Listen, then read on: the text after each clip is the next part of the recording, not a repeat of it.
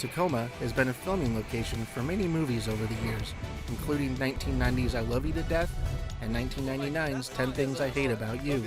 But did you know that in the 1920s a full film studio was built on Titlow Beach Road? 3 films were produced there and thought to be lost to time. But in the mid-2010s, a print of one was discovered, restored, and screened at the Rialto Theater.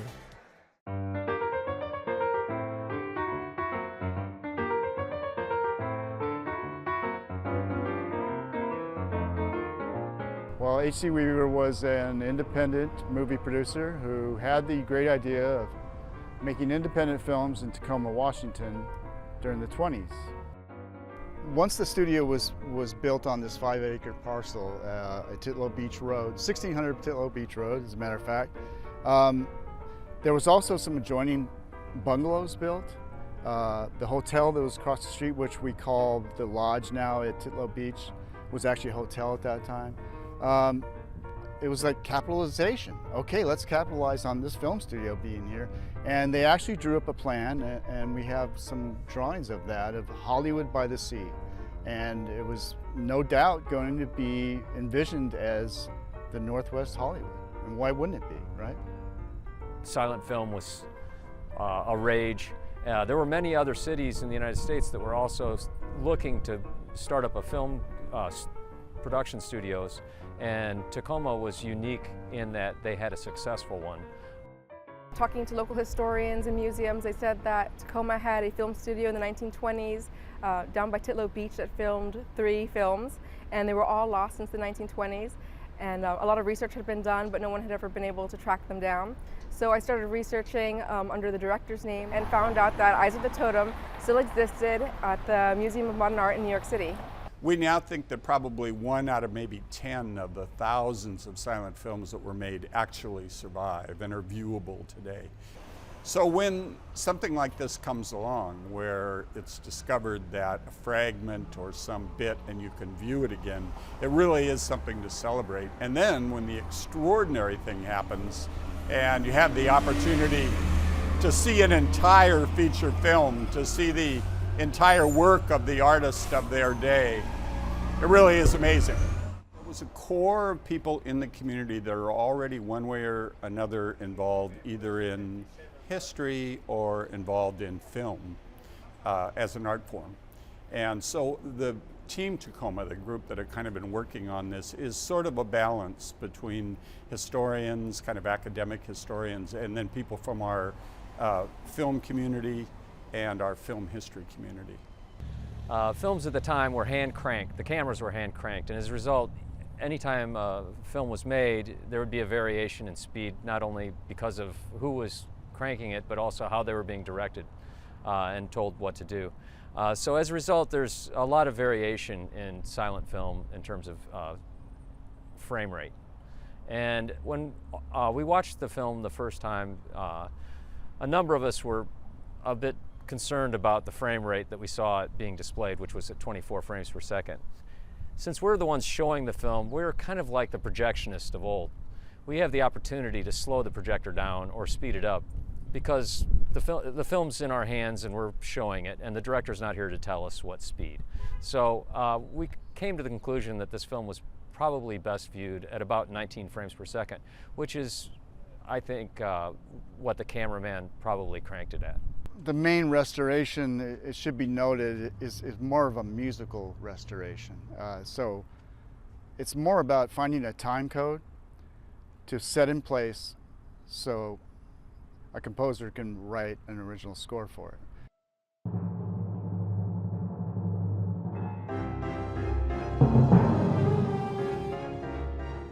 Well, film music is a very interesting topic.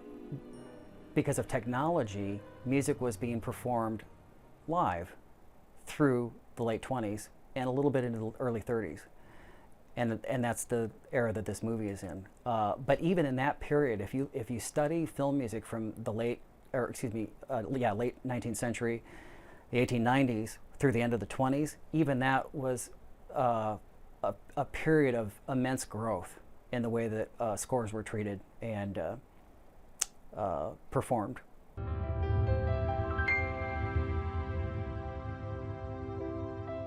If there was original score for this movie, it has not survived, to my knowledge, and that would be typical. My guess is that it was left to the discretion of each theater.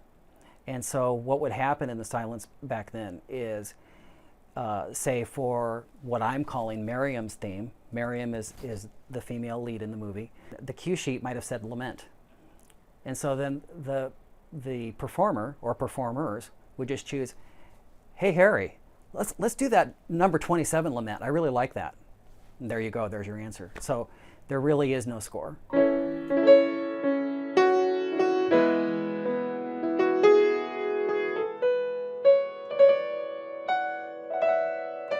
The movie industry was evolving very rapidly, even through the 20s.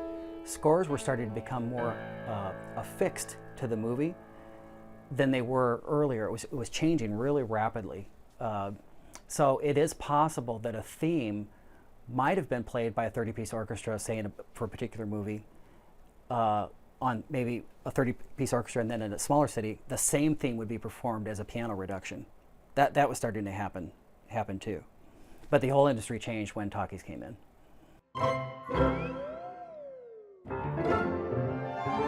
I find myself, as I've gotten very familiar with it, and I need to be, is I've seen things, I know what W.S. Van Dyke is after here, and I'll look at maybe something that's in minute 12 of the movie, and I'll immediately think, wait a minute, I need to go back to minute 37, and I need to watch that again. I want to watch these both back to back. And I found myself pulling up double copies and watching back to back, boom, boom, boom. So it's that kind of becoming as intimate with the story as I could possibly pull off.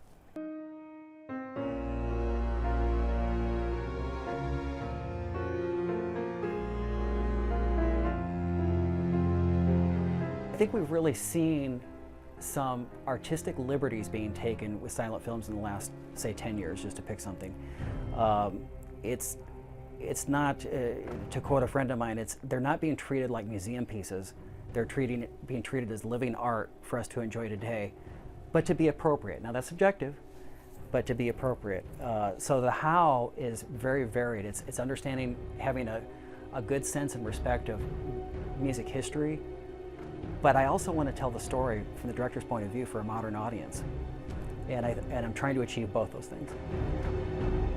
Well, this movie is really a historic artifact because it shows some great historic areas in the city of Tacoma, such as Pacific Avenue, the Winthrop Hotel, Annie Wright, all along Pacific, and some of the Titlow Beach area. It's a unique historical document that just gives us this amazing experience of sitting in a theater and watching our city that we recognize go before our eyes, moving with people and streetcars and everything 80 years before.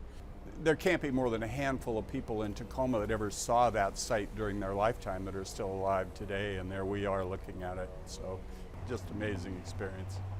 It's pretty exciting to know that the icon of the film is still here and available for our ogling and respect.